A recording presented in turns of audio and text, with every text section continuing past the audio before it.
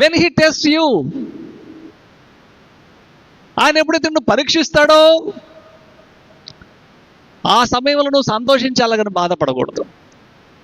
ఆయనకు అనుకూలమైన రీతిలో నిన్ను చెక్కడానికి, ఇంకో విధంగా చెప్పాలంటే ఆయన ఎదుట యోగ్యమైనటువంటి జీవితమును పొందడానికి దేవుడు నిన్ను ట్రై చేస్తూ ఉన్నాడు, నీ మీద ప్రయోగం చేస్తూ ఉన్నాడని గమనించాలి. నలగొట్టబడుతున్న సందర్భంలో నలిగిపోయి దేవుని మీద విసిగి చూపించడం కాదు.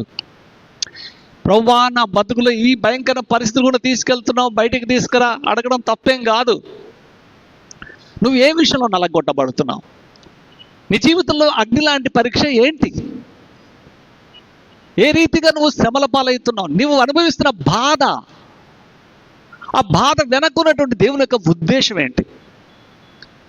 ఆయన నిన్ను తనకు అనుకూలమైన రీతిలో మార్చడానికి ఆయన ఇష్టపడుతూ ఉన్నాడు.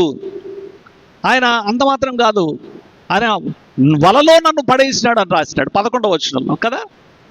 ఏమంటున్నాడు? ఆయన మనల్ని 11వ వచనం చదవండి, 66:11.